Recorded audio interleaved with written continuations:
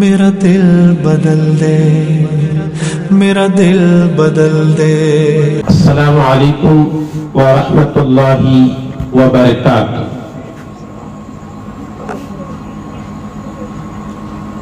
الحمد للہ رب العالمین، والصلاة والسلام علی امام الانبیاء والمرسلین وعلى آلہ واصحابہ واہل بیتہ اجمعین، اما بعد، قال اللہ تبارک و تعالی فی القرآن المجید والفرقان الحمید، فاعوذ باللہ من الشیطان الرجیم، بسم اللہ الرحمن الرحیم۔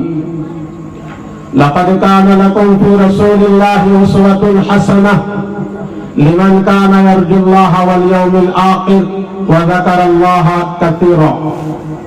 وقال النبي صلى الله عليه وسلم من أحبني فقد كان معي في الجنة، أو كما قال عليه الصلاة والسلام۔ صدر جلسہ، حاضرین کرام اور عزیز بچوں، حضور اکرم صلی اللہ علیہ وسلم اسی مبارک مہینے میں پیدا ہوئے، اور آپ صلی اللہ علیہ وسلم کا مرتبہ اور مقام اتنا بڑا ہے کہ قرآن کریم میں اللہ تبارک و تعالیٰ نے کئی مقامات پر نبی کی تعریف اور توصیف فرمایا، اور ایمان والوں کو حکم دیا کہ تمہارے لیے بہترین طریقہ اگر ہے تو محمد رسول اللہ صلی اللہ علیہ وسلم کی زندگی میں طریقہ موجود ہے۔ اگر مسلمان کامیاب زندگی گزارنا چاہتا ہے تو نبی کے اتباع کرنا ضروری ہے۔ اگر مسلمان بن کر دنیا میں کامیاب انسان بننا چاہتا ہے تو نبی کی اتباع کرنا بے حد ضروری ہے۔ اس لیے حضور اکرم صلی اللہ علیہ وسلم ارشاد فرماتے ہیں، من احیا سنتی، جو میرے طریقے کو زندہ کرے گا، کان معی فی الجنہ، وہ جنت میں میرے ساتھ جائے گا۔ اگر مسلمان رسول اللہ صلی اللہ علیہ وسلم کا طریقہ اپناتا ہے، اللہ کے نبی صلی اللہ علیہ وسلم کے بتائے ہوئے طریقے پر زندگی گزارتا ہے، تو یہ حدیث ہمیں خوشخبری دے رہی ہے کہ کل قیامت کے دن ایسا مسلمان نبی صلی اللہ علیہ وسلم کے ساتھ جنت میں جائے گا۔ اس لیے نبی سے محبت کرو، نبی کے سنتوں سے محبت کرو، نبی کے طریقے کو زندگی میں لاؤ، نبی کے خوش کرنے والے کام کرو۔ نبی کے خوش کرنے والے کاموں میں سب سے بڑا کام نماز ہے۔ اللہ کے نبی صلی اللہ علیہ وسلم نے ارشاد فرمایا، جعلت قرۃ عینی فی الصلاۃ، میرے آنکھوں کی ٹھنڈک نماز میں ہے۔ جو مسلمان نماز پڑھتا ہے گویا وہ نبی کی آنکھوں کو ٹھنڈک بخش رہا ہے، اور جو مسلمان ہو کر مسجد کو آباد نہیں کرتا، فجر کی نماز کو حاضر نہیں ہوتا، اپنے کاروبار کو آگے پیچھے کر کے نماز نہیں پڑھتا، مسجد کی آبادی کی فکر نہیں کرتا، مدارس کی فکر نہیں کرتا، تو وہ گویا نبی کی آنکھوں کو ٹھنڈک نہیں بلکہ تکلیف پہنچا رہا ہے۔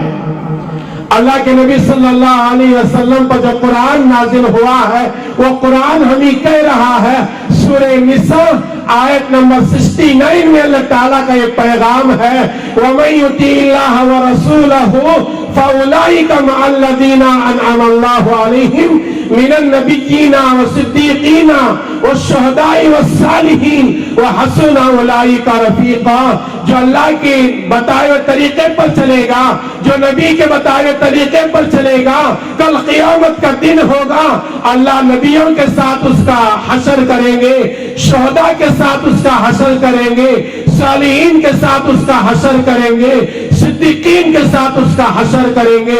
اس لیے میرے دوستو, یہ نبی کے پیدائش کے خوشی میں ہم جب مناتے ہیں, یہ خوشی ہمیں پیغام دے رہی ہے کہ نبی کے طریقے کو اپناؤ, نمازوں کا اہتمام کرو, مسجد کو آباد کر کے نبی کے آنکھوں کو ٹھنڈک ڈالو اور مسجد کے دعائیں لینے والے بنو. جو ہم مسجد بناتے ہیں, ہم مدارس جو بناتے ہیں, یہ ہمارے لیے دعائیں دیتے ہیں. اگر ہم نے آباد نہیں کیا تو یہ ہمارے لیے بد دعا دیتے ہیں.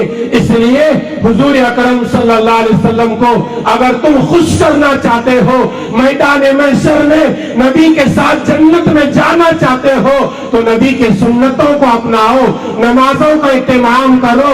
اللہ کے نبی صلی اللہ علیہ وسلم جو دین ہم تک بڑی مشکلوں سے پہنچایا ہے, اس کے اوپر جمنے کی کوشش کرو. حضور اکرم صلی اللہ علیہ وسلم کا لایا ہوا دین ہمارے تک جو پہنچا ہے, بڑی محنتوں سے پہنچا ہے. جب مدینہ طیبہ میں ظالموں کا حملہ ہو رہا تھا, صحابہ کے مشورے سے اللہ کے نبی خندق کھود رہے تھے, صحابہ بھی کھود رہے ہیں. اللہ کے نبی بھی ایک مزدور کی حیثیت سے مزدور کی طرح کام کر رہے ہیں. صحابہ بھوک کی شکایت کر رہے ہیں. اللہ کے نبی صلی اللہ علیہ وسلم اپنے پیٹ سے کپڑا اٹھا کر صحابہ کو بتاتے ہیں, تو صحابہ کے پیٹ پر ایک پتھر باندھا ہوا تھا اور نبی اکرم صلی اللہ علیہ وسلم کے پیٹ پر 2 پتھر باندھے ہوئے تھے. یہ اللہ کے نبی صلی اللہ علیہ وسلم اپنے پیٹ پر 2 پتھر کیوں باندھے ہیں؟ ہمارے تک کلمہ پہنچانے کے لیے, ہمارے تک اسلام پہنچانے کے لیے, ہمارے تک قرآن پہنچانے کے لیے. ہم بھی کوشش کرنا چاہیے ایسے پیارے نبی کی سنتوں کو ہم اپنانے والے بنے, نبی کو خوش کرنے والے بنے. حضور اکرم صلی اللہ علیہ وسلم کا دین بڑی مصیبتوں سے اور بڑی صعوبتوں کے بعد ہمارے تک پہنچا ہے. یہ دین ہم کو غیروں تک پہنچانا ہے, دنیا کے چپے چپے تک پھیلانا ہے. تو شرط یہ کہ نبی کے اخلاق کو اپنانا پڑتا ہے, نبی کے طریقے کو اپنانا پڑتا ہے. نبی کے اخلاق کے متعلق ایک واقعہ مختصر حدیث کا سنا کر اپنی بات کو ختم کر رہا ہوں. صحیح مسلم میں روایت ہے, حضور اکرم صلی اللہ علیہ وسلم ایک غزوے سے واپس آ رہے تھے. دوپہر کا موسم ہے, گرمی کا زمانہ ہے. اللہ کے نبی کو تھکاوٹ ہوئی. اللہ کے نبی ایک درخت کے نیچے آرام کرنے کے لیے لیٹتے ہیں. ایک غیر آتا ہے, اس کے ہاتھ میں تلوار ہے اور تیز تلوار لے کر نعوذ باللہ میرے نبی کو شہید کرنے کے لیے آتا ہے.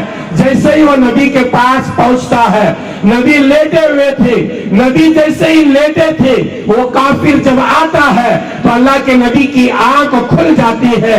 اللہ کے نبی کو دیکھ کر وہ کافر کہتا ہے, جس کے ہاتھ میں تلوار تھی, وہ کہتا ہے یا محمد میں یمنعو کا منی, اے محمد بتاؤ کہ تم کو مجھ سے کون بچائے گا.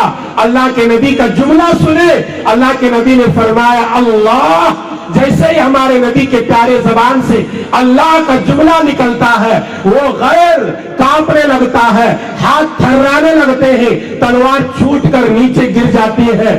اللہ کے نبی وہ تلوار لیتے ہیں, اب پوچھتے ہیں اب تو بتا کہ مجھ سے تجھے کون بچائے گا.